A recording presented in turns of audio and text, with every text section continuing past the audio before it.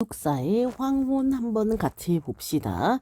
자, 이 황혼이라는 건 언제예요? 해가 지고 우리가 흔히 땅거미라고 하죠. 어스름하게 해가 진 이후에 이제 어둑어둑해지기 직전이라고 보시면 돼요. 그래서 굉장히 짧은 시간이죠.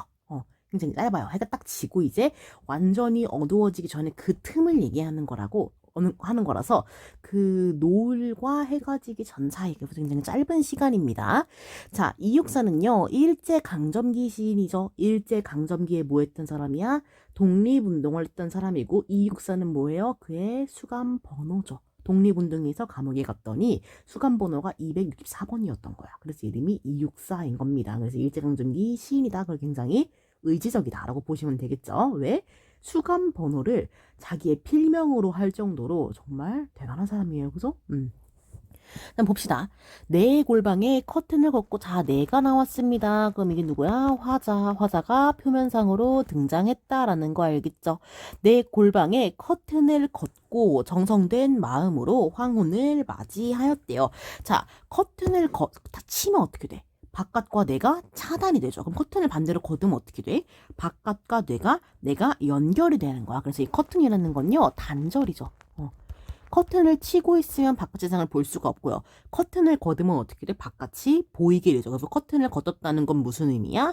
내가 외부와 단절된 공간을 좀 개방시키고 있다라고 보시면 될 것 같습니다. 그래서 단절을 끊어내고 이런 의미라고 보시면 될 것 같아요. 단절을 걷어내고 정성된 마음으로 황혼을 맞아들였대. 그러니까 내가 커튼을 걷더니 지금 어떤 거야? 시간상으로 황혼이 오고 있었던 거야. 그러니까 지금 시간상으로 해가 지고 있었던 거죠. 그래서 정성된 마음으로 이 황혼의 시간을 맞아들였대. 바다의 흰 갈매기들 같이도 인간은 얼마나 외로운 것이냐. 그럼 이 갈매기들은 어떤 아이들이야?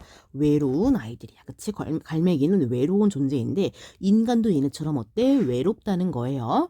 자, 황혼이를 부릅니다. 그쵸? 그럼 황혼은 사람 아니잖아요. 그쵸? 그래서 우리가 이걸 돈호법이라는 말도 쓸 거고요. 누군가를 부르는 거니까. 그리고 누군가를 부른다는 걸 걔를 사람처럼 취급한다는 거예요. 그래서 의인법이기도 합니다.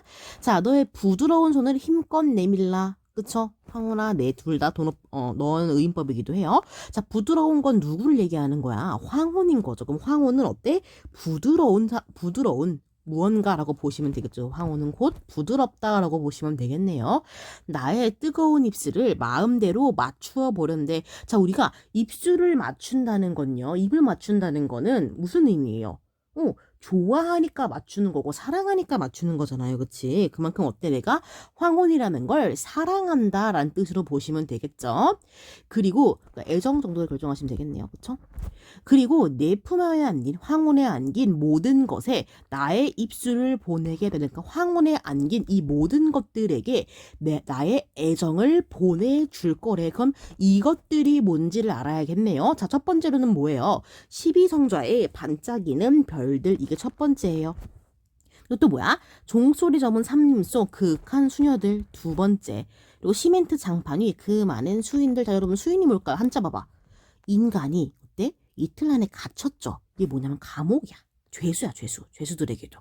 의지할 가지가 없는 그들의 심장이 얼마나 떨고 있는가. 그들은 누구겠어? 1번부터 3번까지인 거죠. 자, 그들의 심장은 어때요? 의지할 가지가 없대. 즉 어때? 의지할 곳이 없어. 기댈 곳이 없어요. 그럼 얘네는 어때요? 아까 메뉴에 나왔던 외로운 것. 그치? 외롭기도 하고 또 어때요? 의지할 곳이 없는 혼자인 사람들이야. 그러니까 어때? 외롭고 소외. 이 두 가지의 특징을 가지게 된다라는 거죠. 외롭고 소외된 애들인 거예요. 그쵸? 그래서 얘는 어때? 지금 떨고 있대요. 자, 그 다음 고비 사막을 걸어가는 낙타탄 행상들 또 나와요. 그치? 아프리카 녹음 속 활 쏘는 토인들. 황혼아, 내 부드러운 품 안에 안기는 동안에라도 지구의 반쪽만을 나의 탄 입술에 맡겨다오. 계속 같은 말 하고 있는 거야. 그럼 뭐예요? 아까 얘기했던 너의 품 안에 안긴 모든 것들의 예시가 뭐야? 1번부터 5번까지인 거죠. 얘네는 그럼 다 뭐예요? 소외된 존재라고 보시면 되겠죠. 외롭고 혼자 있고 그리고 소외돼서 의지할 곳이 없는 사람들, 없는 것이라는 뜻이겠죠. 내가 얘네한테 뭘 보여주고 있는 거야? 내가 일종의 애정을 보여주고 있는 겁니다. 자, 그래서 내가 황혼의 부드러운 표면을 안기는 동안 지구의 반쪽을 어떻게 할 거래? 입 맞춰 줄 거래. 이 반쪽은 뭔데? 마찬가지로 1번부터 5번과 같은 소외된 존재들이에요. 소외된 존재들에게 내가 뭐 할 거래? 입을 맞출 거래. 애정을 보내줄 거래. 자, 내 5월의 골방이 아득도 하대요. 5월은 언제예요? 시간적 배경이죠. 골방은 뭐야? 공간적 배경인데요. 이게 그냥 공간이 아니야. 아까는 그냥 어떤 공간이었어? 커튼이 쳐져 있던 단절된 공간이었잖아요. 근데 지금 커튼을 열고 황홀을 보니까 어떻게 돼? 아늑해졌대. 공간을 어떻게 하는 거야? 새롭게 인식하게 된 거야. 커튼을 친 단절된 공간이 아니야. 커튼을 열고 황혼을 보니까 어때? 개방을 해보니까 어때? 황혼을 보니까 소외된 존재들에게 애정을 붓고 싶어지는 거야. 그쵸? 그래서 내가 그런 새로운 인식을 하게 되는 거죠. 황혼아, 내일도 저 푸른 커튼을 걷게 하겠지. 황혼은 어때? 해가 지는 거잖아. 해는 매일 떠요, 안 떠요? 해는 뜨죠. 그쵸? 해가 매일 뜨니까 당연히 해가 지는 것도 어때? 매일 진행될 거야. 그러면 내일도 어때? 황혼이 올 거고 나는 그 황혼을 보기 위해 어떻게 할 거다? 푸른 커튼을 거들 거다라는 거죠. 자, 암암이 사라진 시냇물 소리 같아서 한 번 식어지면 다시는 돌아올 줄 모르나 보다. 자, 암암이 어둡게 사라진 긴 시냇물 소리 같대요. 뭐가? 황혼이라는 게, 어때? 빠르게 아득하게 사라진다는 거야. 왜? 아까 얘기했잖아, 맨 처음에. 황혼은 해가 질 때부터 어두워질 때까지 시간이 굉장히 짧다고 얘기했어요. 그치? 그 짧은 시간과 같아. 그래서 한 번 식어지면, 즉, 해가 원래 질 때 빨갛잖아요. 근데 해가 완전히 지면 어떻게 돼? 까매지죠. 그래서 마치 식은 것 같은 거야. 왜 있잖아. 숯 같은 것도 빨갛게 타르다 식으면 까매지잖아요. 그런 느낌이라고 보시면 될 것 같아요. 그래서 한 번 식어지면 다시 돌아올 줄 모를 것 같대. 근데 사실은 어때? 황혼은 내일 또 오겠죠. 그쵸? 그래서 이거는 일종의 아쉬움이라고 보시면 됩니다. 화자가 아쉬움을 느끼는 거죠. 왜? 황혼이 사라지고 있으니까. 그래서 이렇게 한번 정리를 해 볼 겁니다. 그래서 264의 황혼은 뭐예요? 소외된 존재들. 황혼을 보면서 소외된 존재들에게 어떤 애정을 보내주고 싶은 거, 그쵸? 고독한 존재들에게 애정을 보내주는 화자의 모습이라고 보시면 됩니다. 자, 그런데 화자는 기본적으로 원래 어땠어? 커튼을 치고 살 정도로 고독하고 단절된 소외된 존재였던 거잖아요. 그치? 자, 그러니까요. 그러니까 그랬던 본인이 뭐 하는 거야? 커튼을 열고 뭐 하는 거야? 그들에게 다른 고독한 애들한테 애정을 느끼는 거고 또 어때?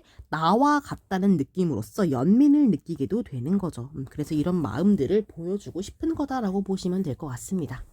기본적으로 화자도 외로운 것.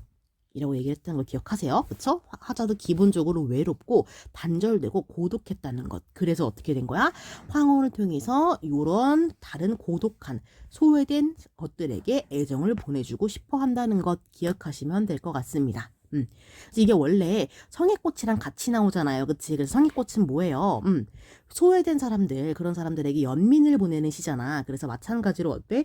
얘도 연민까지 나아가시면 좋을 것 같아요. 그치? 얘도 그래서 본인이 어때? 외로웠기 때문에 이런 고독한 애들에게 연민까지, 애정과 연민까지 보내준다라고 보시면 되겠죠. 그래서 여기에는 애정과 연민이 동시에 드러난다라고 보셔야겠네요.